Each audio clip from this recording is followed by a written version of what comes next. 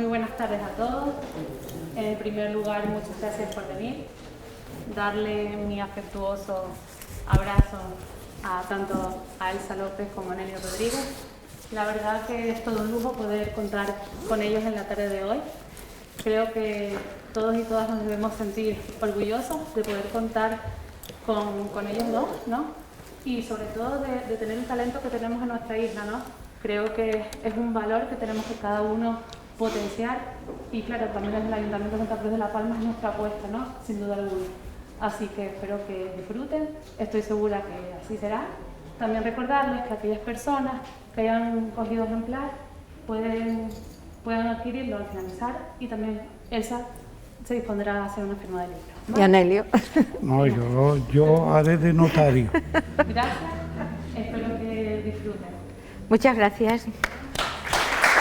Anelio, yo quiero decir una cosa. Antes de empezar, quiero decir una cosa. Sí. Bueno, antes de que hable Anelio, yo quería decir algo. Me gustaría que este acto fuera un poco un homenaje a José Luis, que significó tanto para tanta gente en el mundo de la cultura. Unos aparecen, se ven, estamos en el escenario o estamos por ahí firmando libros, pero hay gente que trabaja en silencio, pero que está ahí siempre al pie del cañón. Y siempre lo recordaré así, al pie del cañón de la escuela de música, de teatro, en los momentos, y siempre sonriendo y celebrando cualquier cosa que hiciéramos. Entonces me gustaría que ustedes dieran un gran aplauso para recordarlo y que su familia sepa que nos acordamos de él en estos momentos también.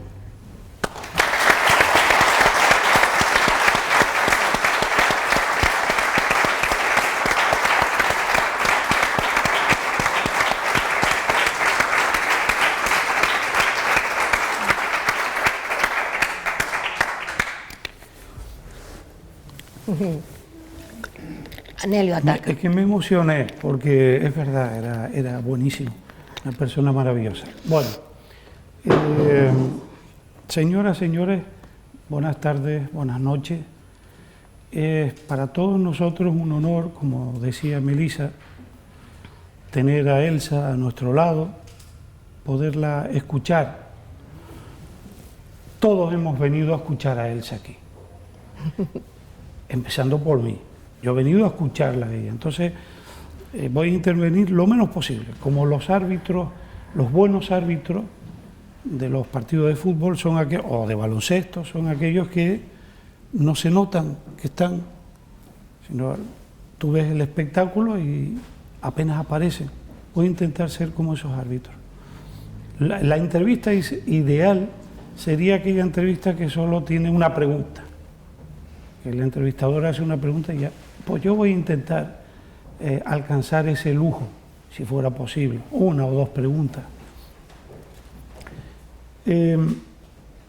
Estamos ante una reedición, digo bien, no es una reimpresión, una reedición de un libro que tiene ya un largo recorrido. Hace 10 años estuvo entre los 10 finalistas del Premio Planeta, que no es cualquier cosa, ustedes saben, lo voy a decir aquí, me mojo, que en algunos premios como el Planeta, normalmente los finalistas son los verdaderos ganadores. 20 años. No 10. 20 años, perdón, claro, sí. Es que estaba con la idea de 10, de los 10 finalistas y se me 20. coló el 10. 20 años, fue en el 2001. Es que se va también el tiempo volando, ¿no? Pero no, con lo de los 10 finalistas se me coló el número. Entonces, ustedes saben que hay premios de los que podemos decir que realmente los ganadores son los finalistas, más que el libro que obtiene el premio propiamente dicho. Así que para mí este era un libro ganador y como tal lo leí, lo saboreé hace 20 años.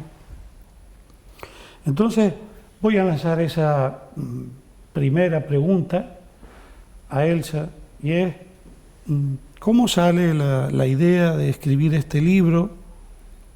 Y voy a meter otra pregunta detrás. ¿Es realmente tan autobiográfico como todos queremos creer o has puesto mucho también de tu imaginación en él? A ver, venga.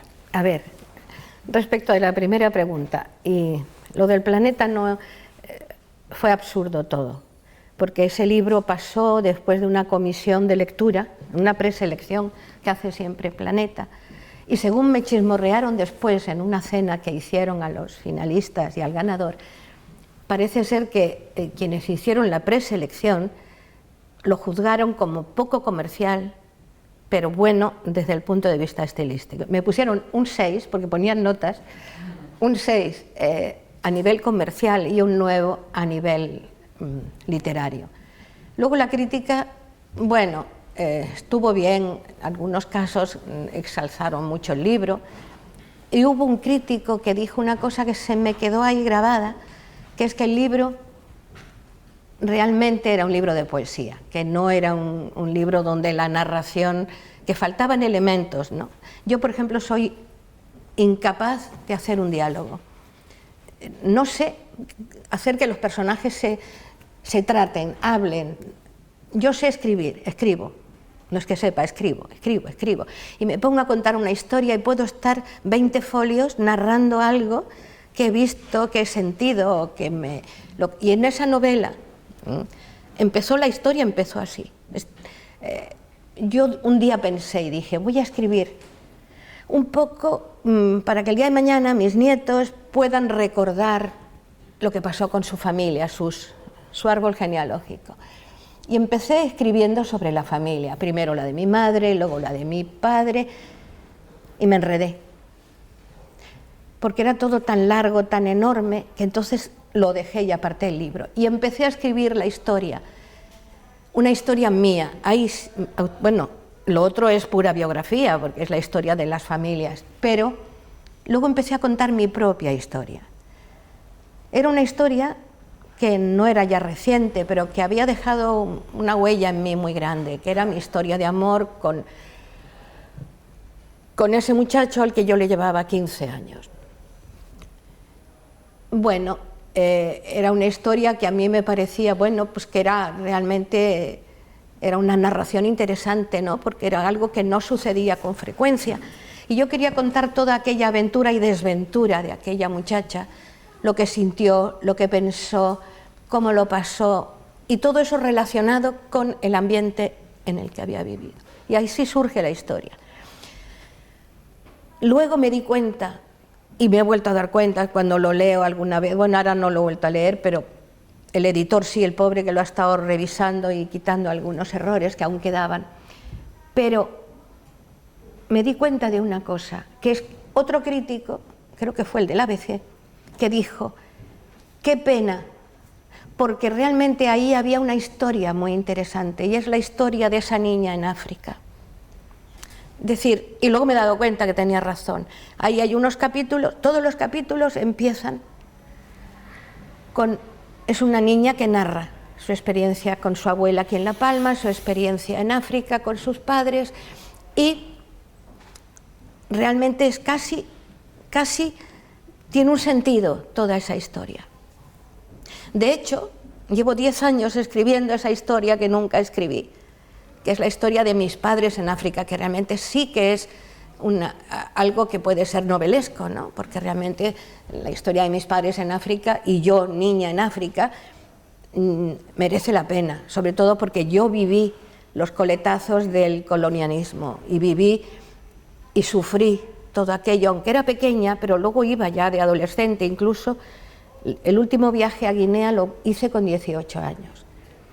Y me di cuenta de muchas cosas, y en ese libro hay algunos trallazos contra el colonialismo.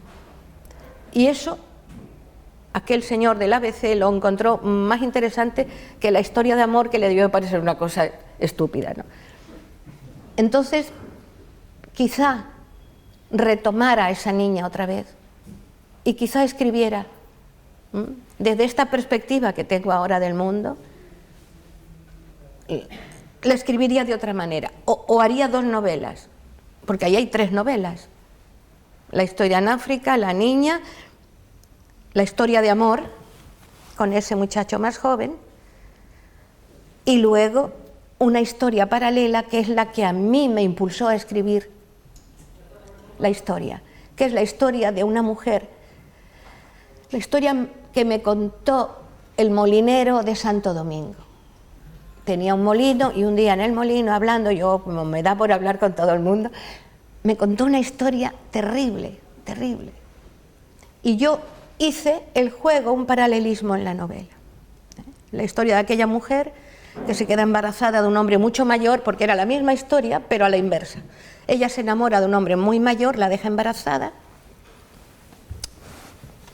tiene un hijo y como le da mucha vergüenza y sufre la presión de la sociedad rural de entonces de Garafía, lo mata, ¿cómo se dice eso? Cuando le echan piedras, lo lapida. Lo lapidan. Lo lapida, sí, y luego lo deja allí. Se enteran en el pueblo y hay un escándalo terrible. Bueno, esa historia a mí me impactó mucho, me impactó. No por el horror de que haya matado a un hijo, que es horroroso, sino por el sufrimiento de esa mujer que tuvo que hacer eso. Hice ese paralelismo con la protagonista. O sea, trasladé el sufrimiento de esa mujer a la protagonista de esta novela, para entender un poco sus reacciones. ¿Sigo hablando? Claro. Bueno, yo te iba a preguntar ¿qué es lo que más te gusta de Valeria, que es la protagonista? Bueno, que es auténtica. Y ya respondo a tu segunda pregunta. Sí que es autobiográfica. No toda, evidentemente. Bueno, hasta la última página. Es autobiográfica total. Aunque, ¿para qué voy a mentir? Es igual que la lean, yo se los cuento. Al final, yo tuve que tomar una decisión. Yo, no cuente. Elsa, que lo cuento, sí lo cuento. Tuve que tomar una... Sí, hay que contarlo, porque si no, no se entiende. No se entiende. No sé, yo porque hay gente aquí que no lo importa, ha leído, no importa, no importa, más interesante, porque así van a ver por qué. Yo escribí 2 finales. Los tenía escritos, ¿eh? Era un final y otro final. Pero yo actúo por impulsos. Y un día que estaba rabiosa, estaba muy rabiosa con el hombre que yo amaba, y la apagué con él en la novela. Entonces, un desastre.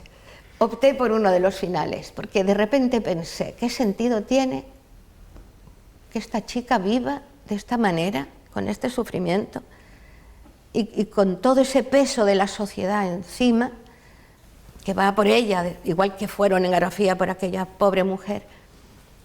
Entonces yo me sentí tan identificada con ella que dije, pues qué tontería. ¿Qué hago? ¿Me lo quito de encima? ¿Lo mato? ¿Me mato? Sí, no se rían. Muchas veces los escritores tenemos, cuando estamos escribiendo, no en poesía, en poesía eso no ocurre, que va, tú escribes lo que te sale y punto. Pero cuando escribes un cuento o una novela, siempre tienes que tomar decisiones, y tú lo sabes, tienes que tomar decisiones de los protagonistas, a no ser que sea una historia real, ¿no? Y haya pasado de verdad, porque entonces no tienes nada que decidir. Pero si el personaje es de ficción, como era Valeria, tú puedes hacer con ella lo que te dé la gana. De tal manera, esto es un secreto que lo podemos contar los dos como escritores. Cuéntalo, que de La Palma no sale. No, de La Palma no sale. No, que es que tú construyes un personaje, entonces lo vistes, lo peinas, le das un tono de voz, le das unos pensamientos, unas características, y de repente hace lo que le da la gana. Un día tú estás escribiendo y el personaje se cambia, dice, pues no, y no sabes por qué, y actúa de otra manera. Eso es una cosa que yo lo he contado a veces y parece de ciencia ficción, pero es real. Los personajes, el personaje de esta mujer, de Valeria, hace lo que le da la gana al final. Ya te digo, podía haber puesto 3 finales distintos, ¿no? Al final me quedé con 2 para no aburrir a la editorial. Pero cuando yo la mandé al premio, ya la mandé consumado todo, ¿no? Ya decidí acabar con ella. Y me dolió, me dolió. Me dolió porque yo, en mi cabeza, era una lucha, ¿no? Yo en mi cabeza decía, es valiente, es fuerte, porque a lo largo del libro es una mujer valiente, es una mujer que se enfrenta a la familia, se enfrenta al mundo, se enfrenta a todo, se enfrenta en África a los blancos, ella se enfrenta a todo. Y una mujer tan valiente y de repente se acobarda, se acobarda, se acobarda por una estupidez, que es que el tío la deja, o sea que, entonces claro, yo pensaba, y porque a mí me deje un tío, yo que he sido valiente durante 200 páginas, ¿ahora va a pasarme esto? Pues ella hizo lo que le dio la gana. Ya te digo, un día me levanté, no sé qué pasó, estaba yo de mal humor y acabé con ella. Digo, no puede seguir viva esta tía, no puede. ¿Cómo va a aguantar esa presión? Y encima, que se ha enfrentado al mundo por aquel hombre, por aquel muchacho, porque ella es mayor, ahora va y la deja por otra. ¿Tú crees que es normal? Entonces, claro, dije, los hombres no merecen la pena, evidentemente. Toda mi lucha, todo aquel enfrentamiento con el mundo, y él va y se va con otra que tiene las tetas mejor puestas. Entonces me entró una indignación y dije, se acabó, ya está, fuera. O sea que al final es una cobarde. Bueno, tú sabes que los personajes, Sí, ¿verdad? sí. Hay algo mágico que Lo se sé, revelan y te llevan la contraria. Mira, Elsa, tú cuando escribes una novela, tu método de trabajo se parece mucho al método al que recurres para escribir poesía. No. O para escribir un artículo, quiero decir. Sí. No hablo solo del método, no hablo de un método intelectual, sino todo, la rutina, la manera en que te sientas, aquello que te rodea. Gracias por la pregunta. Esa pregunta es muy interesante porque cuando yo escribo un artículo de opinión, estoy rabiosa por algo, ¿no? Algo me ha molestado, una injusticia, algo que ha sucedido en mi entorno que me parece que es cruel, que es una falta de libertad, que va contra el ser humano, lo que sea. Entonces yo escribo bajo la indignación. No pienso mucho, me levanto y me voy. Cuando escribo poesía, necesito... Bueno, en ese momento en mi casa puede haber toda clase de ruidos, hablo en alto, da lo mismo. ¿Y no te afecta? No, no me afecta. Cuando estoy rabiosa, no me afecta nada. Cuando estoy triste o melancólica o tengo otro tipo de emoción mucho más apaciguada, entonces, que es cuando escribo poesía, estoy más serena. Entonces es distinto, porque siento como una paz, me gusta, me siento muy a gusto. Por ejemplo, durante el confinamiento, yo escribí muchísimo en el confinamiento, todos tristes, pero los escribí de verdad, con paz, con tranquilidad. Bueno, claro, no salía de casa como ustedes, entonces tenía una cierta armonía en el ambiente, en mi cabeza, a pesar de la pena por lo que estaba sucediendo fuera, y escribo. Entonces la poesía es otra Elsa. Pero cuando escribo una narración que se ve interrumpida por Marcelo, que está allí, que se ve interrumpida porque me levanto, me siento, pongo las lentejas, mi hija me regaña porque se me queman automáticamente. Ellos deberían saber que cuando yo escribo se me queman las lentejas, pero no cuando escribo poesía, cuando estoy escribiendo una historia que tiene que seguir, que no puedo parar porque estoy narrando, yo qué sé, el hundimiento del barco cuando el abuelo se iba a Cuba, por ejemplo. En ese momento es como tras. Me puedo levantar, me puedo levantar y hacer cosas, darle algo a los perros, regar una planta, porque a mí me pasa lo que a todos ustedes, que estoy en casa y voy a tirar la basura, pero por el camino tengo que ir a la nevera porque me acuerdo que tengo que descongelar la carne, de camino, adiós el café de las 11, adiós que me está esperando mi prima en la calle. Entonces voy haciendo 1000 cosas por la casa y luego vuelvo a escribir. Eso en la narración, Las historias, las novelas que he escrito, las 4 novelas que he escrito, las he escrito así. Pero la poesía es otro ritmo interior y es otro ritmo el de fuera. Donde mejor he escrito yo en mi vida bueno, aparte de, es en Garafía, donde yo he escrito las páginas para mí mejores, no como literatura, sino como que a mí me salieron, que dije, bien, Elsa, qué gusto, lo he echado fuera. Ha sido en Garafía, en la cocina y al amanecer. La mala costumbre, me despierto muchas veces, salgo sin hacer ruido o hago ruido, me voy a la cocina, que hay que salir de la casa, pues una casa terrera, y entrar por otro sitio. Entonces yo entro en la cocina de Garafía es mágica. Tiene la magia, bueno, la magia natural, es decir, yo estoy sentada en la mesa, hago así y veo el mar. Y veo el mar que entra en la cocina, o las nubes que entran por la puerta para adentro. Yo he escrito páginas y poemas además donde esa nube entraba en casa, ¿no? Es decir, eso son las situaciones, los momentos y el espíritu de uno, no nos engañemos, está relacionado con el contexto en que vives y con la gente con la que te relacionas. Yo voy por la calle y se me ocurre algo y tengo que, o saco el cuadernito y apunto, o me tengo que volver a casa para escribirlo. Ahora con esta cosa del teléfono, pues me han enseñado una cosa que yo escribo en el teléfono. Incluso puedo hablar y se graba. Eso me cuesta más, se me olvida luego cómo se pasa al ordenador, pero bueno, he aprendido esos trucos de la gente joven que me han enseñado y me va muy bien. Entonces, porque claro, tú vas conduciendo y de repente a ti te pasará, se te ocurren cosas para tu libro.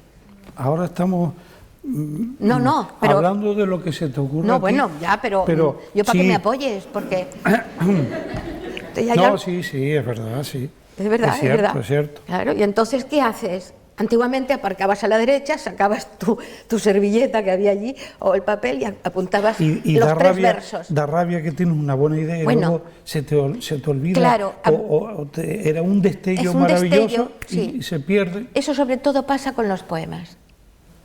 Y a veces con el comienzo de una novela, o con el final de un cuento, que se te ocurre a las 4:30 de la mañana, cuando tú dices, ¿estoy despierta o no? Y entonces, un amigo mío ya murió, un cubano maravilloso, Lorenzo García Vega. Yo fui a un curso suyo en Madrid, en la residencia de estudiantes. Lorenzo era un señor ya viejecito y era un sabio. Y un día, en esas explicaciones que daba cómo se escribe, nos dio una explicación y dijo, la mayoría de mis libros están escritos a la manera, entre cuando uno se despierta pero no está despierto, que tú te parece que estás dormido pero estás despierto, o a la inversa, te crees que estás dormida o estás despierta y estás dormida. Bueno, en ese momento extraño de tu cabeza, a él le venían montones de cosas y a mí me pasa un poco. Como no tenga un papel al lado, maldigo. Al día siguiente maldigo a Manolo por no despertarlo y encender la luz. No lo escribí porque se me ha olvidado. Y en aquel momento lo tenía tan claro aquí. Ese cuento que nunca escribí, por ejemplo. Ay, tenía el cuento perfecto. Un capítulo entero de una novela. Ay, se me borra cuando me levanto y ya abro la ventana y ya se te vuela el pensamiento y la idea. ¿Verdad, Belén? Eso pasa. Cuando uno no escribe lo que tiene en ese momento en la cabeza, tiene que tenerlo muy claro. Digo ahí, Belén, porque aquí hay varios escritores y escritoras. Entonces, yo pienso que eso nos pasa a muchos de nosotros. Como se te vaya, se te pierde el poema, se te pierde la narración. Igual que cuando estás hablando se te va el hilo de la conversación porque te interrumpe por alguna tontería, ¿no? Pero yo sí me gustaría decirles que para mí escribir es un riesgo, es una aventura, pero me da tanta felicidad, me da tanta alegría cuando veo el resultado, que eso, bueno, pues ahora tengo el libro y sí, me alegra mucho. Pero yo tengo que confesarles que, aunque no hubiera un libro, yo he sido muy feliz escribiendo. De hecho, estaría escribiendo todo el día, igual que Marcelo está todo el día pintando héroes y gente de esa que vuela, flashman, de eso, como se llame. Yo, cuando me pongo a escribir, es como un niño cuando descubre los colores en un papel. Es una cosa. Y entonces me siento útil. Digo, ya, soy capaz de fabricar con las palabras todo un mundo. ¡Qué magia tan grande! Es mágica. El escribir es mágico. Y lo digo esto porque hay mucha gente que escribe. El otro día, en la Escuela de Arte con Mercedes, le explicaba a los chicos cómo, ¿verdad?, hay tanta gente que escribe y no lo dice y lo guarda. Pues yo entiendo a esas personas, porque de alguna manera esa felicidad que te da escribir es importante. Es como antiguamente cuando escribíamos cartas, esperábamos con ilusión que las recibiera alguien para leerlas. Oye, que no me llegó nunca esa carta, bueno, ¿qué importa? El momento, la fruición de la escritura, cuando tú escribes una carta y cuentas cosas, que hemos perdido esa hermosa costumbre de las cartas. Volverá. ¿Eh? Volverá. No lo sé. El otro día me escribió una mujer de la universidad de no sé dónde y dice, por favor, ¿me podría usted enviar cartas que haya usted escrito o recibido de mujeres? Entonces dije, Dios mío, si desde el año 2000 me parece, ¿no? 2000, yo me fui a Córdoba en el 2000 me parece. Yo escribo emails, si ya no escribo cartas, qué pena tan grande, qué pena. Y entonces busqué en mis cajones y en mis latas cartas y encontré, claro, qué maravilla, pues de repente te encuentras una carta de un poeta muy famoso, o te encuentras una carta de un amigo que ha muerto, ¿no? Hace poco murió un amigo mío y el regalo, vino su hija a La Palma a enterrarlo, vinieron sus hijos y me trajo de regalo las cartas que yo le había escrito a su padre. Me pareció tan bonito ese detalle, que me tuvieran presente en ese momento, ¿no? Y me trajeran las cartas que yo escribí enamorada a su padre, porque estaba enamorada, y el padre también. Entonces nos escribíamos cartas. Pero me trajeron las mías, no las de su padre, las mías. Entonces no me he atrevido a leerlas, pero en el fondo algún día las leeré. Pienso que es un testimonio de una edad, de una época, de una historia de amor, evidentemente, que hay ahí encerrada, ¿no? Mira, Elsa, te quería hacer una pregunta. Ustedes, no sé si saben, una de las otras novelas que ha escrito Elsa, que ha publicado, Las brujas de la Isla del Viento. El otro día, en la presentación de este programa o proyecto Isla Aventura, me presentaron a una chica que ha venido de Londres y que quiere hacer una película con la novela, a partir de la novela Las brujas de la Isla del Viento. Entonces, yo te quería preguntar, ¿cómo relacionas tú afectivamente un trabajo como este, en el que has puesto toda la carne en el asador, con otro, como por ejemplo, sin ir más lejos, el de la novela de Las brujas de la Isla del Viento? Sí. ¿Cómo hay vasos comunicantes entre este trabajo y ese, por ejemplo? ¿O no? O cuando empieza una novela, ahí vamos, no debemos olvidarnos de buscar conexiones. Recuérdame la pregunta por si se me olvida, porque sí. A finales de este mes hay una reunión en Tenerife con un equipo de gente que hace películas, de productoras de cine, porque el editor envió este libro a José Suárez, que es el editor de Nectarina, envió esta novela dando una explicación del interés que podía tener como película, y ahora se reúnen con él y conmigo a finales de mes para discutir el tema. Fíjate qué curioso, 2 proyectos paralelos de 2 libros. ¿Qué quiere decir eso? Que mis novelas son visuales, que cuando tú las estás leyendo, estás viendo lo que está pasando, lo ves, lo puedes ver, puedes verlo perfectamente. Sí. Son historias comunes y bueno, no tan comunes, No, pero, comunes no, pero- no son tan comunes las brujas, ni Sí que se una se ven. enamore de un chico muchísimo más joven, pero no es lo frecuente, vamos. Pero que son como novelas, son historias que pueden interesar, ¿sabes? Y entonces la casualidad que se han unido estos dos proyectos. Bueno, a ver lo que sale, eso es lo de menos. Y ahora la pregunta de qué tienen en común o Si qué veo hay- yo paralelismo. Exacto, si tú ves que hay ahí algún vínculo. Sí, hay un vínculo. El protagonista de Las Brujas, de la Isla del Viento, no el protagonista, las protagonistas son las brujas, son ellas.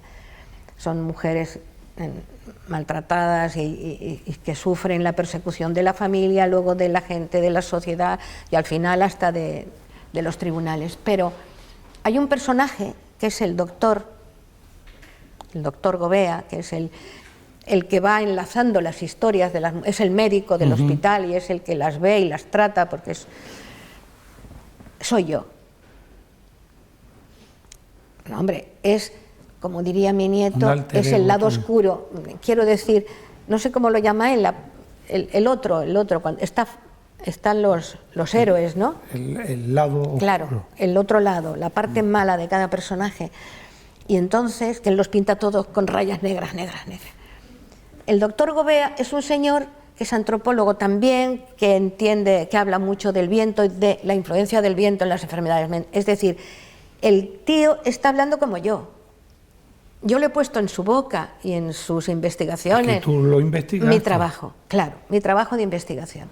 Luego su comportamiento es otro tema, pero vamos, es otra historia. Pero sí que hay una parte de mí. Y además, en cada una de esas brujas, en cada una de esas mujeres perseguidas, maltratadas, fustigadas por la sociedad, hay algo de mí, porque yo he conocido algunas de ellas. Las he tratado, las he conocido, las he entrevistado, las he querido, me han querido, me han tratado como a una hija. Y yo he tenido relaciones con mujeres que estaban socialmente condenadas al abandono y condenadas a ser apartadas del grupo social. Y cuando yo las he conocido y he visto el dolor y el sufrimiento que las ha conducido a que los demás piensen que son brujas, me he identificado con ellas. Bueno, de hecho, hace 47 años, cuando pasó la historia de Valeria, todo se mezcla, hubo en La Palma quien dijo, ay, me encanta lo de La Palma, hubo en La Palma quien dijo que yo le había dado una pócima a mi marido, bueno, al que hoy es mi marido, una pócima de esas de las brujas, porque habían oído campanas de que yo estaba trabajando con las brujas en La Palma y haciendo un trabajo de investigación. Y debieron pensar, ella tiene recetas y por eso ha conquistado a ese muchacho. Bueno, es posible. Dejémoslo ahí. No se rían. Yo fui a televisión, a un programa, hace muchos años, de televisión española, un programa sobre brujas. Y estamos hablando como ahora. Y de repente me dice el presentador, bueno, pues yo hablaba de recetas, ¿no? Que yo tenía algunas recetas. Pues diga alguna. No se me ocurrió, qué horror. La del café, sí. Entonces di la receta. Yo soy muy dada a dar recetas de cocina y de lo que sea. Y di la receta, pero yo bien pensando que, mira, se montó una. Porque la receta, se la voy a dar, es, tú coges el menstruo femenino, lo dejas secar, y cuando está seco, que ya es un polvito gris, así, lo mezclas, le pones unas alitas de mosca fritas, no se rían, porque lo que hace efecto es el menstruo. Y eso lo pones en el café del chico que te gusta, cuando va a verte. Esa costumbre rural de darte café en todas las casas. Entonces, cuando llega a tu casa le dices, tómate un café. Se lo toma y se vuelve loco por ti. Pero loco perdido. Entonces yo di la receta pensando que tenía cierta gracia, porque en el fondo además luego lo consulté, porque yo todo lo que escribo lo consulto con las personas que saben, ¿no? Con médicos, con psiquiatras, y cuando escribí ese libro hablé con muchos psiquiatras y hablé con un médico y me dijo, pues Sí, es posible, porque la sangre menstrual, me explicó, tiene una serie de propiedades que incluso pueden, hombre, en grandes cantidades, no una tacita de café, pero si te dan una tacita todos los días, no solamente te enamoras, sino que te tiras por un barranco, porque te vuelves loco. Y bueno, ese tipo de cosas que me sucedieron a mí, que a mí me dieron la receta y otras muchas, va a convertirte en gallina y cosas de esas, pues yo las apuntaba como las recetas de las hierbitas y todo eso para el estómago y la cabeza. Y ahí hay en esa novela también estoy yo, en ese sentido, ¿no? Medio bruja, medio sanadora, medio hierbatera, medio... pues todo eso que somos las mujeres, ya se sabe. Que ya se sabe Ya que... no, porque de que en cuanto hagamos algo raro nos señalan, o nos queman en una hoguera, o nos llevan a la Inquisición. Evidentemente, desde el momento que tú le quitas el novio a otra, ya te acusa la otra, ¿sabes? Sí. De que has hecho brujería.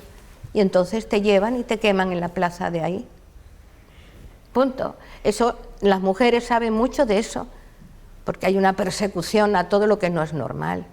Las brujas que yo he conocido en La Palma, igual que a esta mujer maravillosa que conocí en Garafía, la del niño, la gente se queda con que cogió al hijo nada más nacer y lo enterró, pero tú tienes que pensar esa mujer en ese sitio pequeño, con 50, 60 habitantes, todo el mundo señalándote, todo el mundo, tú la barriga creciendo y todo el mundo, y los insultos, la agresión, toda esa sociedad que es como horrible, el sufrimiento de esas mujeres.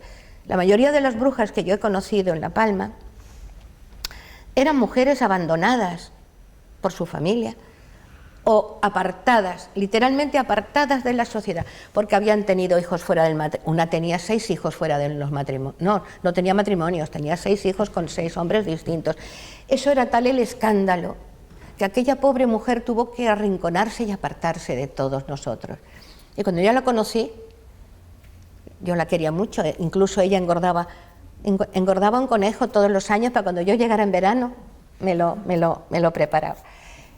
Era una mujer de una ternura, de un cariño, me daba lo que tenía, pero la sociedad, por una razón, por su manera de ser o de comportarse, o porque simplemente no le dio la gana de casarse nunca, sino de acostarse con quien le dio la gana, la condenaron, ¿no? Y de eso saben mucho los investigadores sobre ese tema. Y esta mujer en ese libro sufre todo eso, no Valeria, no, su doble. Ay, Dios mío, Marcelo, ¿cómo se llama eso que es el otro? ¿Cómo? El reverso. Ah, el reverso, perdona, sí, el reverso. El reverso de Batman, de todos estos, pues esa es lo que ocurre en la sociedad. Entonces, claro, la gente te condena porque hay un otro, igual que hay un otro en los que condenan, que son buena gente muchas veces, pero porque la mayoría de estas mujeres que me contaban su historia decían, no, sí, fulanita era buena, pero claro, fue diciendo por ahí, era buena, pero le salía su reverso. Ese pero tan nuestro, ¿no? Hay como un reproche. Sí, claro. Mira, y por esto de las mujeres, aunque yo debo decir aquí una cosa públicamente, para todos nosotros, Elsa no es ni mujer ni hombre. Sí, es verdad. Es Elsa. Y yo no la miro como una mujer escritora, o como una escritora, o poeta, o mujer, nunca. Nunca la he mirado así, sino Elsa, y no estoy con esa cosa que a mí me mosquea mucho, ¿no? Porque parece que es darle ya, o es poner un valor añadido o quitárselo, con el tema de si es mujer o no. Para mí, Elsa es Elsa. Tienes otra novela sobre Alfonsina Storni, que, bueno, la presentamos no hace muchos años aquí en Santa Cruz de La Palma. Y tú nos contabas que cuando empezaste aquel proyecto no era una novela, sino no, era una tesis, era un trabajo académico. Un trabajo de investigación. Se lo dejé a un amigo y me dijo, Elsa, qué coñazo. porque era todo como con citas de esas bibliográficas, y porque era un libro de investigación, claro. Entonces me dijo, tírala, o bueno, arrincónala, porque esto es ilegible como novela, ¿no? Yo tan contenta con aquel libro. Entonces dije, pues es verdad, pues lo convierto en un libro. Y ahí también jugué a mí misma. Porque sí, el libro, es que eso es lo que la convierte en novela. el libro es un libro artefacto literario. donde ella habla desde su propia boca y cuenta la víspera de su muerte, de su suicidio, Alfonsina Storni, antes de arrojarse al mar, escribe su vida, la cuenta ella, y la cuenta desde su perspectiva, pero perdóname, la cuenta como mujer. No, sí, sí. Eso es muy importante decirlo. Sí, yo te entiendo. Ti. Yo sé lo que quieres decir, pero no puedes dejar... Yo puedo decir, soy escritora, punto. No tiene nada que ver con el sexo ni con que sea mujer o hombre, pero de alguna manera eso no es cierto. Yo creo que lo que uno es, lo que su constitución, su cabeza, su manera de entender la realidad, su manera de entender a los demás, su manera de amar a los demás, sí que tiene que ver que yo sea una mujer para escribir de una manera determinada. Yo estoy convencida, tú no escribirías nunca como yo, ni yo como tú. Hay algo, no sé explicar lo que es, yo no digo ese tópico de como tú no has parido no puedes contar el parto. Bueno, tú puedes contar un parto mucho mejor que yo, ¿entiendes? Explicarlo también, con cada momento, que la gente lo lea y diga, no, qué parto también escrito y qué bien descrito está. No yo por ser mujer lo voy a escribir mejor, eso no me refiero a eso, ¿eh? Me refiero a otra cosa, me refiero a que cuando yo me puse en el lugar de Alfonsina y pensé, ¿por qué se mata esta mujer? ¿Qué le pasa para matarse? ¿Por qué se despide de esta manera? ¿Por qué amó tanto y sufrió tanto? Bueno, por amor, evidentemente, casi siempre su vida. Entonces, hubo un momento que dije, ¿qué sintió ella la víspera? Pensé yo, ¿eh? ¿Qué sintió? ¿Cómo lo sintió? ¿Cómo se levantó de esa cama, se fue caminando, llegó a la orilla? Y entonces tuve que hacer un ejercicio de ser yo. Y evidentemente yo era una mujer. Soy una mujer. Quiero decir, tengo constitución, biológicamente soy una mujer. Ahora como hay este lío de quién es o no es. Soy una mujer. Y siento, y no es solo por cultura, porque me hayan enseñado a ser mujer, que eso es otra tontería. No es por cultura, es porque realmente tengo reacciones, emociones, incluso planteamientos, que yo pienso que se deben a que biológicamente estoy constituida, ¿sí? Y mi cerebro tiene unos comportamientos diferentes incluso a otras mujeres. Quiero decir que cada uno es un individuo con sus características, sus contradicciones, todo. Y dentro de ese mundo de contradicciones y de características, yo creo que me explico como mujer cuando escribo, no cuando hablo, ¿eh? Ahora, que tú pienses que puedo ser, que no soy ni mujer ni hombre, estoy de acuerdo contigo. No, es que yo estoy de acuerdo contigo. Yo no quise decir eso, sino yo que... sí, yo lo digo, porque como ahora hay este lío y esta confusión entre sexo y cabeza y mentalidad, yo sí que lo digo. Yo podía haber sido perfectamente un hombre, perfectamente. Y de hecho me he comportado como un hombre muchísimo. Lo que se considera un hombre en la cultura, es que estamos hablando de cultura, no de que tengamos órganos distintos. Hablo de cultura. Yo me he comportado como un hombre, he tomado decisiones, me he portado libremente. De hecho, cuando el otro día se lo explicaba a los alumnos tuyos, yo era machona. Es decir, me gustaban jugar con los chicos, jugar al fútbol, me sigue gustando. Soy machona, me gusta estar con chicos. Y toda la vida, ¿por qué? Fíjate qué curioso. Porque siempre me han desconsolado los hombres. Porque cuando yo era joven hacían cosas que yo no podía hacer. Se portaban de una manera que yo no podía portarme. Se fugaban del colegio y se iban a jugar al futbolín, y yo con ellos, arriesgándome a que el castigo fuera el doble. Porque ¿dónde iba una muchacha con tantos chicos a jugar a un futbolín en Madrid? Eso era impensable. Entonces, yo veía a mi hermano que hacía cosas que las hacía yo y a mí me regañaban y a él no. Nunca lo entendí. Entonces comprendí por qué yo quise ser chico siempre. Ya no. Ahora ya no. Porque llegó un momento que dije, ¿pero qué voy a querer yo ser un hombre? Si yo hago lo mismo que ellos o mejor. Claro, porque voy yo ahora a querer ser... ¿Puedo hacer lo mismo que ellos? No, evidentemente. Esa es la clave. Y no sé por qué estamos hablando de esto, porque no tiene nada que ver con el libro. Me sale un meeting, ¿cómo me descuide? Es Sí, que sí. todo eso de lo que estás hablando Sí, está también en la que ver. novela. Claro que está en la novela. Y ella lo dice y lo piensa. Ella tiene ese discurso. Ella, hay momentos en que ella se define, ¿no? Y no dice quiero ser un chico, pero yo sí lo he escrito en un librito hace poco, en Hospital de Mariposas. Yo cuento la historia de Melito del planto, Melito hembrita. Que te decía Y yo era Elsa Elsita Machona. Claro, porque Melito no entendía, ni su padre, ni nadie, que yo quisiera ir descalza, venir a jugar al fútbol a lo que hoy es Benaguare, o irme a coger lapas con los chicos a la playa. No lo entendían muy bien. Les hacía gracia porque era pequeña. Cuando fui adolescente, menos. Y cuando fui joven ya lo criticaron. Pero, ¿me entiendes? O sea, yo fui llorando un día desde el planto a la Encarnación a misa porque me pusieron un vestido. Y se reían de mí todos mis amigos. Porque me pusieron hasta un lazo. Una cosa horrible.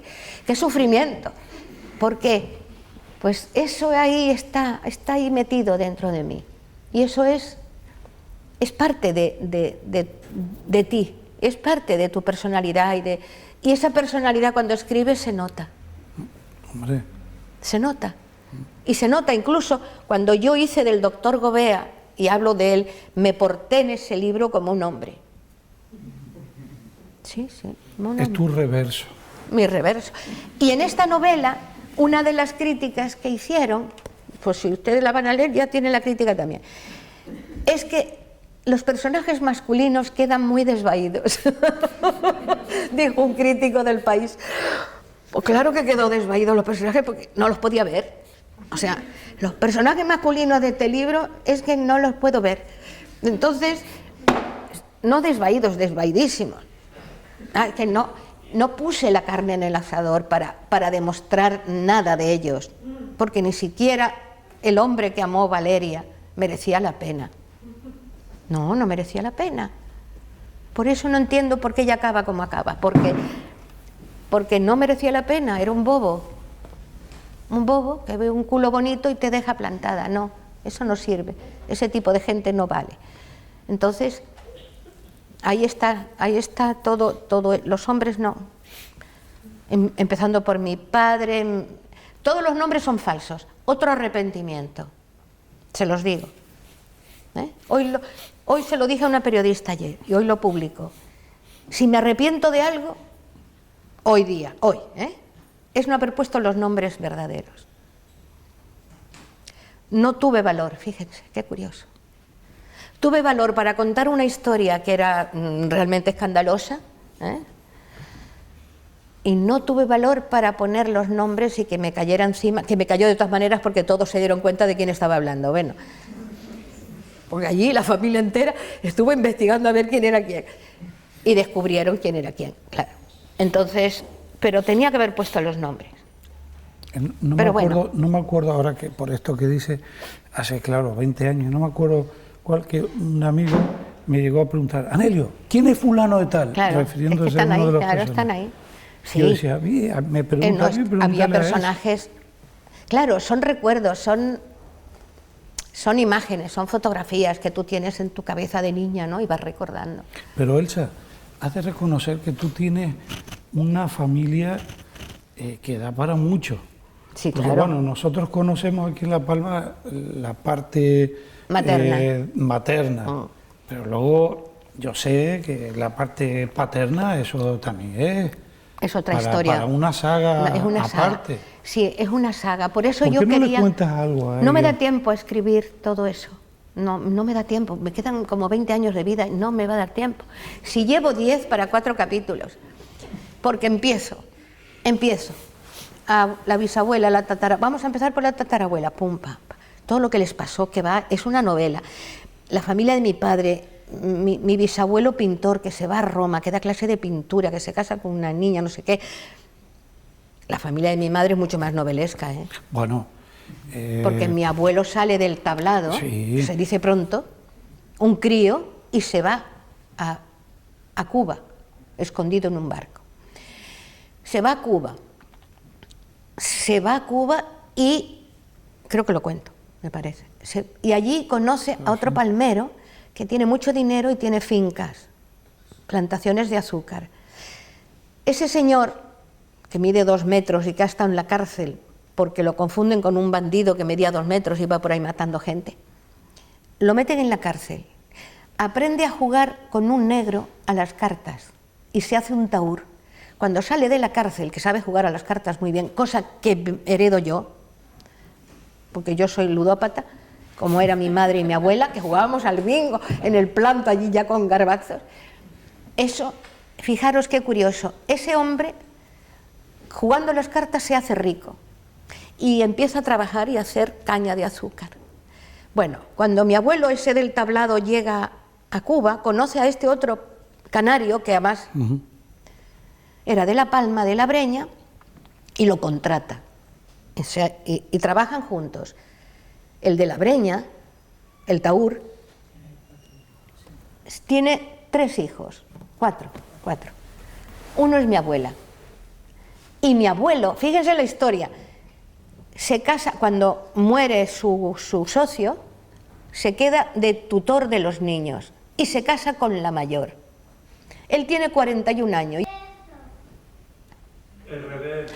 Ah, el reverso, perdona, sí, el reverso. El reverso de Batman, de todos estos, pues esa es lo que ocurre en la sociedad. Entonces, claro, la gente te condena porque hay un otro. Igual que hay un otro en los que condenan, que son buena gente muchas veces, pero porque la mayoría de estas mujeres que me contaban su historia decían, no, sí, fulanita era buena, pero claro, fue diciendo por ahí, era buena, pero le salía su reverso. Ese pero tan nuestro, ¿no? Hay como un reproche. Sí, claro. Mira, y por esto de las mujeres, aunque yo debo decir aquí una cosa públicamente, para todos nosotros, Elsa no es ni mujer ni hombre. Sí, es verdad. Es Elsa. Y yo no la miro como una mujer escritora, o como una escritora, o poeta, o mujer, nunca la he mirado así, sino Elsa, y no estoy con esa cosa que a mí me mosquea mucho, ¿no? Porque parece que es darle ya, o es poner un valor añadido o quitárselo, con el tema de si es mujer o no. Para mí Elsa es Elsa. Tienes otra novela sobre Alfonsina Storni, que, bueno, la presentamos no hace muchos años aquí en Santa Cruz de La Palma. Y tú nos contabas que cuando empezaste aquel proyecto no era una novela, sino no, era una tesis, era un trabajo académico. Un trabajo de investigación. Se lo dejé a un amigo y me dijo, Elsa, qué coñazo. Porque era todo como con citas de esas bibliográficas, y porque era un libro de investigación, claro. Entonces me dijo, tírala, o bueno, arrincónala, porque esto es ilegible como novela, ¿no? Yo tan contenta con aquel libro. Entonces dije, pues es verdad, pues lo convierto en un libro. Y ahí también jugué a mí misma. Porque sí, el libro, es que eso es lo que la convierte en novela. El libro es un libro artefacto literario donde ella habla desde su propia boca y cuenta la víspera de su muerte, de su suicidio, Alfonsina Storni, antes de arrojarse al mar, escribe su vida, la cuenta ella, y la cuenta desde su perspectiva, pero perdóname, la cuenta como mujer. No, sí. Eso es muy importante decirlo. Sí, yo te entiendo. Ti. Yo sé lo que quieres decir, pero no puedes dejar... Yo puedo decir, soy escritora, punto. no tiene nada que ver con el sexo ni con que sea mujer o hombre, pero de alguna manera eso no es cierto. Yo creo que lo que uno es, lo que su constitución, su cabeza, su manera de entender la realidad, su manera de entender a los demás, su manera de amar a los demás, sí que tiene que ver que yo sea una mujer para escribir de una manera determinada. Yo estoy convencida, tú no escribirías nunca como yo, ni yo como tú. Hay algo, no sé explicar lo que es. No, yo no digo ese tópico de como tú no has parido no puedes contar el parto. Bueno, tú puedes contar un parto mucho mejor que yo, ¿entiendes? Explicarlo también, con cada momento, que la gente lo lea y diga, no, qué parto también escrito y qué bien descrito está. No yo por ser mujer lo voy a escribir mejor, eso no es, no me refiero a eso, ¿eh?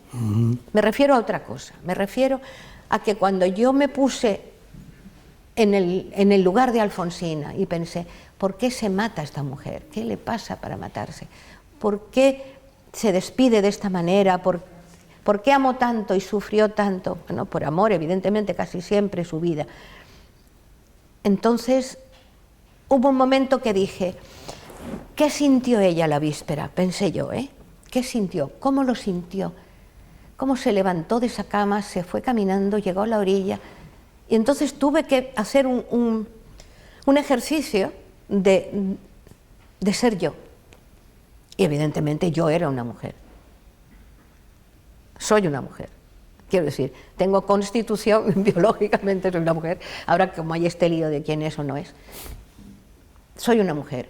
Y siento, y no es solo por cultura, porque me hayan enseñado a ser mujer, que eso es otra tontería, no es por cultura, es porque realmente tengo reacciones, emociones, incluso planteamientos, que yo pienso que se deben a que biológicamente estoy constituida, ¿sí? Y mi cerebro tiene unos comportamientos diferentes incluso a otras mujeres. Vamos a hacer, quiero decir que cada uno es un individuo con sus características, sus contradicciones, todo. Y dentro de ese mundo de contradicciones y de características, yo creo que me explico como mujer cuando escribo, no cuando hablo, ¿eh? Ahora, que tú pienses que puedo ser, que no soy ni mujer ni hombre, estoy de acuerdo contigo. No, es que yo estoy de acuerdo contigo. Yo no quise decir eso, sino yo que... sí, yo lo digo, yo lo digo. Porque como ahora hay este lío y esta confusión entre sexo y cabeza y mentalidad, yo sí que lo digo. Yo podía haber sido perfectamente un hombre. Perfectamente. Y de hecho me he comportado como un hombre muchísimo. Lo que se considera un hombre en la cultura, es que estamos hablando de cultura, no de que tengamos órganos distintos. Hablo de cultura. Yo me he comportado como un hombre, he tomado decisiones, me he portado libremente. De hecho, cuando el otro día se lo explicaba a los alumnos tuyos, yo era machona. Es decir, me gustaban jugar con los chicos, jugar al fútbol, me sigue gustando. Soy machona, me gusta estar con chicos. Y toda la vida, ¿por qué? Fíjate qué curioso. Porque siempre me han desconsolado los hombres. Porque cuando yo era joven hacían cosas que yo no podía hacer. Se portaban de una manera que yo no podía portarme. Se fugaban del colegio y se iban a jugar al futbolín, y yo con ellos, arriesgándome, arriesgándome a que el castigo fuera el doble. Porque ¿dónde iba una muchacha con tantos chicos a jugar a un futbolín en Madrid? Eso era impensable. Entonces, yo veía a mi hermano que hacía cosas que las hacía yo y a mí me regañaban y a él no. Nunca lo entendí. Entonces comprendí por qué yo quise ser chico siempre. Ya no. Ahora ya no. Porque llegó un momento que dije, ¿pero qué voy a querer yo ser un hombre? Si yo hago lo mismo que ellos, o mejor. Claro, porque voy yo ahora a querer ser... ¿Puedo hacer lo mismo que ellos? No, evidentemente. Esa es la clave. Y no sé por qué estamos hablando de esto, porque no tiene nada que ver con el libro. Me sale un meeting, como me descuide. Es que todo eso de lo que estás hablando sí, está también en la novela. Claro que está en la novela. Y ella lo dice y lo piensa. Ella tiene ese discurso. Hay momentos en que ella se define, ¿no? Y no dice quiero ser un chico, pero Yo sí lo he escrito en un librito hace poco, en Hospital de Mariposas. Yo cuento la historia de Melito, Melito del Planto, Melito Gembrita. Que te decía Y yo era Elsita Elsa Machona. Claro, porque Melito no entendía, ni su padre, ni nadie, que yo quisiera ir descalza, venir a jugar al fútbol a lo que hoy es Benaguare, o irme a coger lapas con los chicos a la playa. No lo entendían muy bien. Les hacía gracia porque era pequeña. Cuando fui adolescente, menos. Y cuando fui joven ya lo criticaron. Pero, ¿me entiendes? O sea, yo fui llorando un día desde el Planto a la Encarnación a misa porque me pusieron un vestido. Y se reían de mí todos mis amigos. Porque me pusieron hasta un lazo. Una cosa horrible. ¡Qué sufrimiento! ¿Por qué? Pues eso ahí está ahí metido dentro de mí. Y eso es parte de ti, es parte de tu personalidad y esa personalidad cuando escribes se nota. Hombre. Se nota. Y se nota incluso cuando yo hice del doctor Gobea, y hablo de él, me porté en ese libro como un hombre. Sí, como un hombre. Es tu reverso. Mi reverso. Y en esta novela, una de las críticas que hicieron, pues si ustedes la van a leer ya tienen la crítica también, es que los personajes masculinos quedan muy desvaídos. Dijo un crítico del País. Pues claro que quedó desvaídos los personajes porque no los podía ver. O sea, los personajes masculinos de este libro es que no los puedo ver. Entonces, no desvaídos, desvaidísimos. Que no puse la carne en el asador para demostrar nada de ellos, porque ni siquiera el hombre que amó Valeria merecía la pena. No merecía la pena. Por eso no entiendo por qué ella acaba como acaba, porque no merecía la pena, era un bobo que ve un culo bonito y te deja plantada. No, eso no sirve, ese tipo de gente no vale. Entonces, ahí está todo, los hombres no, empezando por mi padre, todos los nombres son falsos. Otro arrepentimiento, se los digo. Hoy se lo dije a una periodista ayer y hoy lo publico. Si me arrepiento de algo, hoy, es no haber puesto los nombres verdaderos. No tuve valor, fíjense, qué curioso. Tuve valor para contar una historia que era realmente escandalosa, y no tuve valor para poner los nombres y que me cayera encima, que me cayó de todas maneras porque todos se dieron cuenta de quién estaba hablando. Bueno, porque allí la familia entera estuvo investigando a ver quién era quién y descubrieron quién era quién, claro. Entonces, pero tenía que haber puesto los nombres. No me acuerdo ahora, que por esto que dice, hace claro 20 años, no me acuerdo cuál, que un amigo me llegó a preguntar: Anelio, ¿quién es fulano de tal? Claro, refiriéndose es que están a uno ahí, de los claro, personajes. están ahí. Sí. Yo decía, me pregunta a mí, había pregúntale a personajes, claro, son recuerdos, son imágenes, son fotografías que tú tienes en tu cabeza de niña, ¿no? Y vas recordando. Pero Elsa, has de reconocer que tú tienes una familia que da para mucho. Sí, porque, claro. bueno, nosotros conocemos aquí en La Palma la parte materna, pero luego yo sé que la parte paterna, eso también es otra historia. Para una saga es una aparte. Saga. Sí, es una saga. Por eso yo ¿Por qué quería... no le cuentas algo a No me ella? da tiempo a escribir todo eso. No me da tiempo. Me quedan como 20 años de vida y no me va a dar tiempo. Si llevo 10 para 4 capítulos, porque empiezo a la bisabuela, la tatarabuela. Vamos a empezar por la tatarabuela, pum, pam, pam. Todo lo que les pasó, que va, es una novela.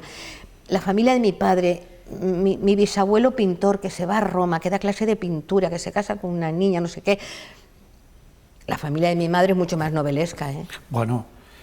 Porque mi abuelo sale del tablado, sí. se dice pronto, un crío, y se va a Cuba, escondido en un barco. Se va a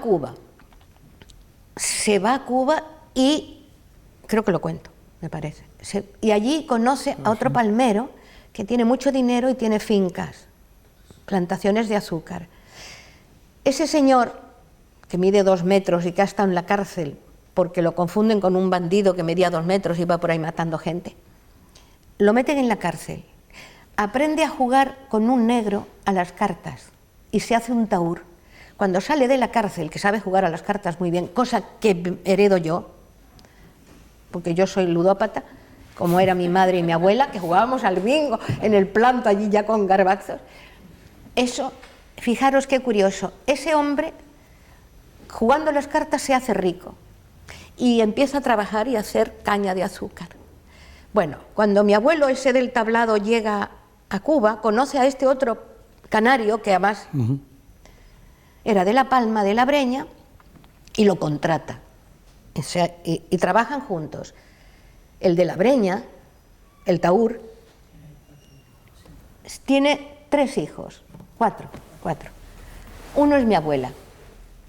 Y mi abuelo, fíjense la historia, se casa, cuando muere su socio, se queda de tutor de los niños y se casa con la mayor. Él tiene 41 años y ella tiene 14.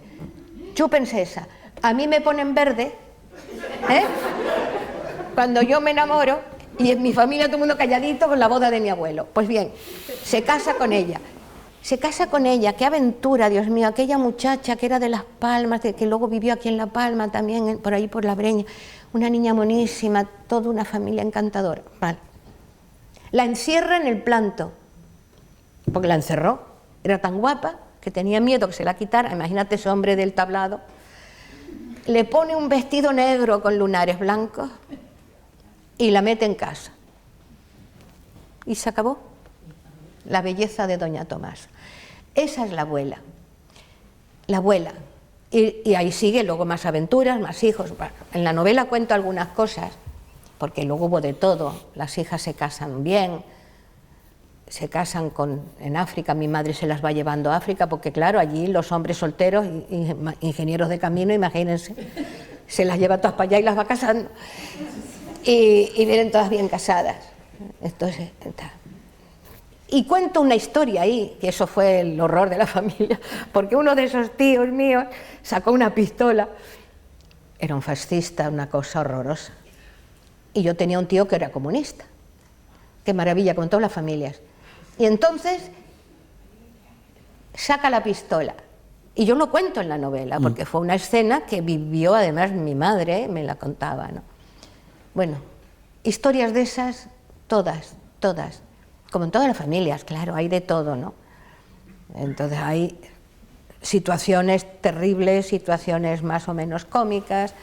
Mi madre era una mujer especial, ¿no? Ahí hablo de ella también, cuando don José, le llamaban al abuelo don, a su padre, lo trataban de usted y don Pepe, pero ella era muy como yo, peor. Y entonces el abuelo lo sentaba en la mesa y ella se sentaba en la mesa. Y mi abuelo sentaba a la querida en la mesa. Mi abuela servía la mesa y la querida estaba sentada comiendo. Entonces mi madre un día se levantó y le dijo, don José, siéntese, amada, se llamaba, siéntese. Y dijo mi madre, no, 17 años, siéntese, le he dicho. Dijo mi madre, no me siento. ¿Cómo que no se siente? Mientras esa, le señaló a la querida, no se levante y se siente mi madre, no me muevo de aquí. Y así fue. Mi abuelo, que era horrible, tenía un genio endemoniado, le temblaban los bigotes, le temblaba todo, de la rabia que tenía, una cosa así. Se le levantó de la mesa a la otra y se sentó. Y casi le da risa, mi madre le hacía gracia, porque era la única que le contestaba. Y mi madre llegó a La Palma la noticia de que mi madre había enarbolado la bandera de la República en el Ayuntamiento de Granada, imagínense ustedes. Se corrió por toda la ciudad que mi madre estaba en el Ayuntamiento de Granada con la bandera republicana, ondeando la bandera. Horrible. Bueno, horrible no. Según horrible, quiero decir, para la gente de bien, como mi padre, que era su novio, que era un señor de derechas, bueno. Y entonces le hacen venir a La Palma. Mi abuelo la manda a venir para acá otra vez, claro, ya bueno, estalla la guerra, todo el follón. Pero mi madre se metía en follones de esos de novela, es que es una historia de novela, solamente la historia de mi madre.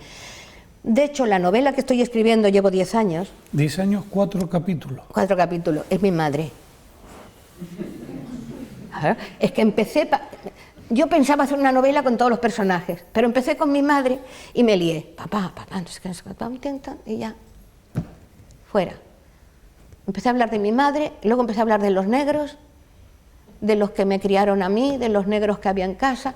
Me lié con la historia de todos ellos, en resumen, que no salgo de ahí. Entonces, claro, ¿cómo voy a contar yo todo esto? Es como 100 años de soledad, pues 4.000 páginas, no se puede contar una historia así. Pero qué bonito, porque yo quisiera dejarlo escrito todo para que el día de mañana mis tataranietos sepan qué pasó, qué ocurrió con aquella familia ya perdida en el siglo pasado, ¿no? ¿Qué pasó con aquel Tomasón maravilloso? ¿Ustedes se imaginan que un bisabuelo jugando a las cartas y con un negro en la cárcel y aprendiendo a ganarse la vida? Yo puedo contar eso de verdad, porque es verdad, todo el mundo lo sabe, que Tomasón era así. Aquí tengo a mi prima hermana que lo sabe, y Tomasón era eso. Y todas las sagas familiares, si todo el mundo, como has hecho tú, si todo el mundo escribiera lo que le ha rodeado en su juventud, los personajes de la familia, el tío, el otro, como has hecho tú con tus libros, eso es un prodigio. Y deberían ustedes escribir todas esas historias de la familia, aunque luego las guarden en un cajón. Cuando se mueran ya las sacarán del cajón, no se preocupen, ¿eh? Porque se borran los nombres, se borran las caras, se borran las historias, y hay tantas historias bonitas en cada familia, hay tantos personajes silenciosos. Ahora estoy leyendo acabo de leer una novela de Luis Landero, El huerto de Emerson, se las recomiendo. Y hay un capítulo dedicado a unas mujeres de su casa de cuando él era niño. El trajín de la cocina, el comedor, afuera de la casa, a tomar el airito, una haciendo punto, la otra cocinando, que eso es, vamos, de antología. Entonces, cualquier cosa que uno cuente, cualquier cosa que uno escriba, con su memoria ahí, la memoria de verdad, ¿no? Eso tiene una riqueza que no se imaginan ustedes hasta qué punto eso puede trascender en el futuro. Para leerlo nosotros y para leerlos nuestros descendientes, ¿no? ¿Qué? ¿No estás de acuerdo? Totalmente de acuerdo. Yo siempre estoy de acuerdo contigo. Se ha ido la hora. Se ha ido ya, sí, qué pena, en punto. Ustedes se dan cuenta, yo creo que todos nosotros, todos, alguna vez a lo largo de nuestra vida hemos tomado por lo menos un café preparado por Elsa, porque todos estamos enamorados de ella y la queremos con locura. Sí. Ay, Anelio. Anelio siempre dice cosas mágicas de mí. Una vez dijo, cuando Elsa habla, ¿cómo era? Es como... Sí. No, aunque lea la... ¿Cómo es? Que me encantó. Elsa lee un poema... Vamos, cuando Elsa lee, se obra un prodigio, ¿no? Y yo siempre digo que tú le das el listín de teléfono eso, a Elsa, me encantó. Y Elsa empieza a leer Álvarez, M.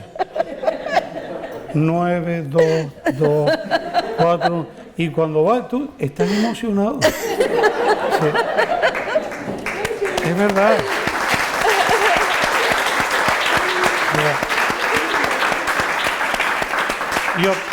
Y otra cosa que digo de Elsa siempre, allá donde voy, es de las personas que conozco que más sabe de fútbol. Y a lo mejor ella no tiene muy interiorizado lo del fuera de juego. No, fuera de juego no lo sé nunca. Pero es un show, es maravilloso ver a Elsa viendo un partido ver un partido de fútbol al lado de Elsa. ¿Puedes decir de qué? Del Atlético de Madrid, por supuesto. Y estamos hablando y de repente dice, de aquí sale un gol. Efectivamente, gol. O espera. Me encanta, sí me gusta el fútbol. Sí. Esto es muy peligroso. Yo no sé, lo ve venir, Me gusta. Es algo impresionante. Me relaja mucho el fútbol. ¿Sí? Es que estar con Elsa es una experiencia única. Nosotros somos, como dije al principio, somos personas afortunadas, porque hemos vivido el tiempo de Elsa López, la hemos conocido, la hemos tratado, la hemos leído. y las dos cosas a la vez. Y ya vemos que conocerla es como leerla, y leerla es como conocerla, como tratarla, quiero decir. Y eso es un lujo para todos nosotros. Yo me siento muy afortunado de estar entre los amigos de Elsa. Gracias, Anelio. Y No es como- sigas. y pues, un aplauso para no, Elsa. no sigas.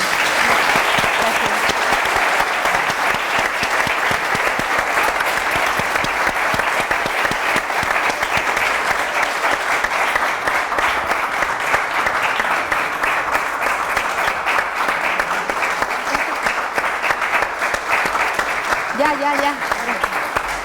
Bueno.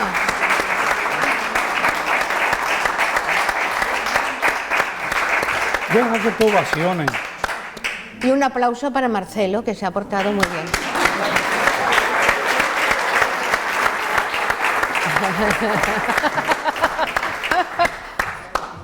Gracias, Melissa. Estoy muy agradecida al Ayuntamiento por todo ese cariño que ponéis Gracias a usted. cada vez que vengo a hacer algo. Y que menos que una flor para otra flor como eres tú.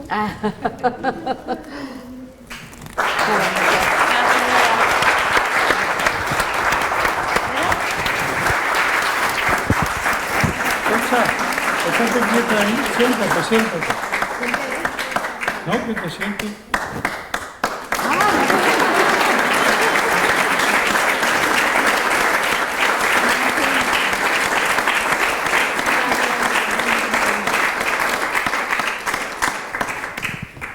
Y ahora, quien no tenga el libro, pues ya sabe que está ahí fuera. Sí, ya se lo he contado.